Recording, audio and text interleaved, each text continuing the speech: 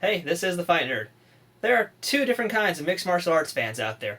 There's the hardcore fans like myself, who can talk about all the glory days of Pride Fighting Championship or name every single UFC tournament champion from the pre-Zuffa days. And then there's the casual fans who just kind of watch UFC, and they can probably name a few of the bigger stars, and that's about it. So what happens when a casual fan decides to make the leap from being casual into a hardcore fan?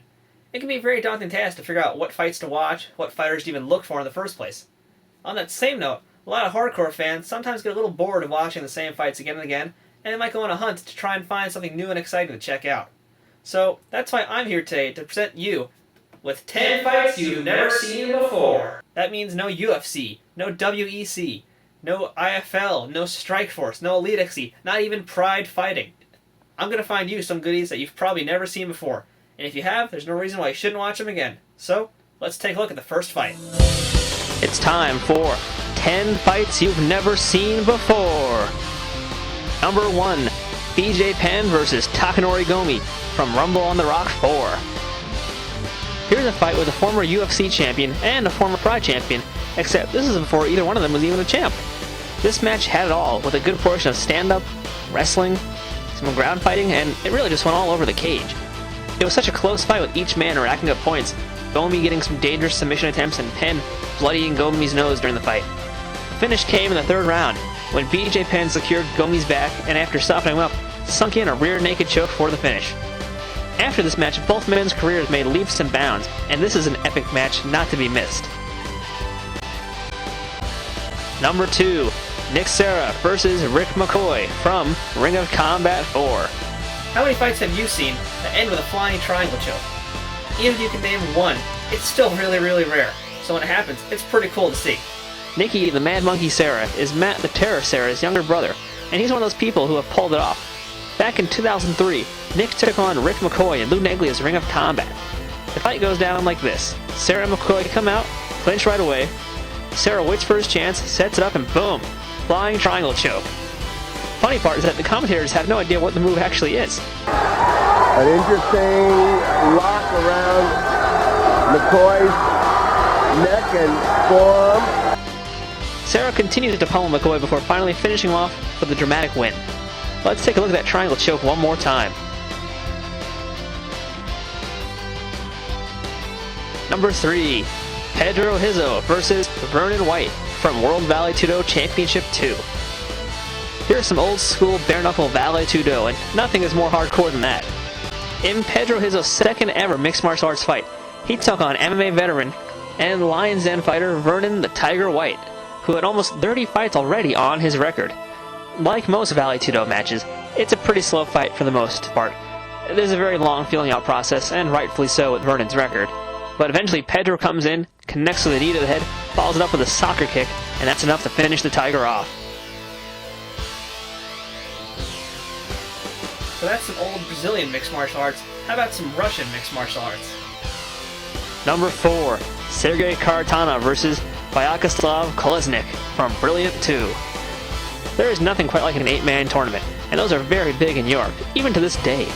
Before Sergei Kharitonov found himself in Pride, he was fighting in some of these 8-man tournaments, and here's one of his more fun matches in this tournament. Why his opponent chose to wear gloves and not Sergei, I will never know. It's crazy Russian looking to say.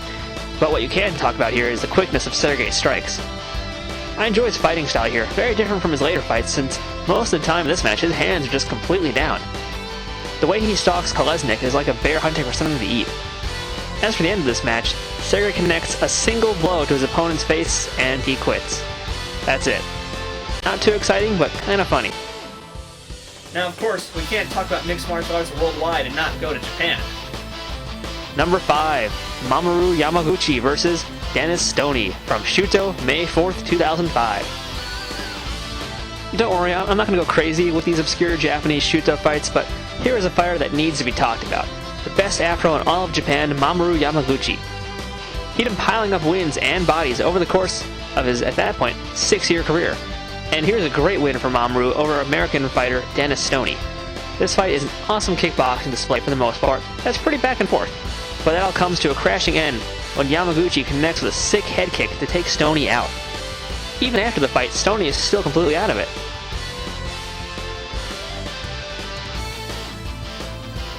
Mamoru is also a former Shuto bantamweight champion and featherweight champion, and at 5 foot 4 inches, he's a shorty you don't want to mess with. Number 6, Dwayne Bang Ludwig versus Jens Pulver from UCC 12. After riding an undefeated streak in the UFC as lightweight champion, Jens Little Evil Pulver headed out to see what other companies had in store for him. Taking fights around the world, one fight saw him take on up-and-comer Dwayne Bang Ludwig in UCC in Canada. Bang was a clear underdog in this fight, but let the crowd know he's for real by immediately dropping Jens with a big punch. Pulver clinches to recover, but is just more or less out of it, and Pulver soon dropped again, and that's the end of it. This fight put Bang on the map, and it wasn't long before he was also headed to the big leagues. Number 7, Roxanne Modafferi versus Megumi Yamashita from G-Shudo. With the world of women's mixed martial arts coming to the forefront after Kharitonov versus Cyborg, why not take a look at some of the other female fighters in the world? In this case, Roxanne Modafferi versus Megumi Yamashita. This match is the second of the epic Roxanne vs. Megumi trilogy, which took place throughout 3 different organizations. Yamashita won the first match by decision, and Roxanne wanted revenge. In the opening bell, these two went toe-to-toe on all 4 corners of the ring. Roxanne spent a good portion of the match on Megumi's back, raining down blows on her head, and looking for an opening to finish her, but Megumi was not going to go out that easy. In the end, Roxanne pulled out a unanimous decision, and these two would meet again for a third and final match down the line in K-Grace, which saw Roxanne come out on top and end the trilogy. Number 8, Aaron the Ghost Fisher versus some poor guy. Fight Nerd fans might remember Aaron the Ghost Fisher from my video on Camp Undefeated here in New York City, where he currently teaches their striking program. Not sure where this is exactly from or who his opponent is, and I would not normally include an entry that I can't entirely identify, but since I do know one half of the video, here it goes. No commentary even needed, just watch the match.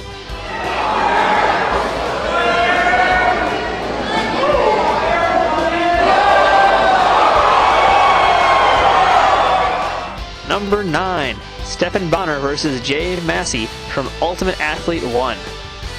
Before Stephan Bonnar was a runner-up on the historic first season of The Ultimate Fighter, he was fighting in smaller shows, mostly in Indiana, and one fight in Brazil against a certain karate fighter, but I'm going to save that fight for another episode. In this fight against Jay Massey, Jay teaches us once again why you should always keep your head up when you shoot for a takedown. Guillotine City, buddy. An easy win for Bonnar, and a pretty nice highlight reel moment for him also.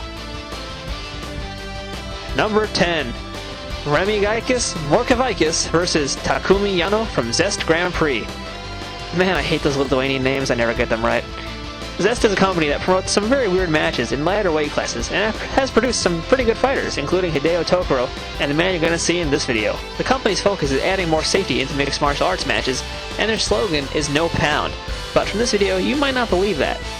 Here we have an example of one of their grappler versus striking matches, where the grappler doesn't wear gloves and can't throw strikes. Yano is one of those guys who thinks he's Genki Sudo and tries to fight in an unorthodox fashion, but in this case, it doesn't really work out too well, especially against someone like Morkavikis, who really just wants to kill you. Yano spends a lot of the time messing around and also on his back, and the end comes when Yano finally catches a submission, but in reality, it was Morkavikis who caught him.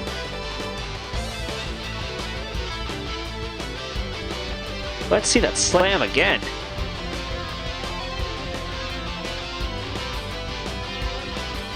So there you have it, 10 fights you've never seen before.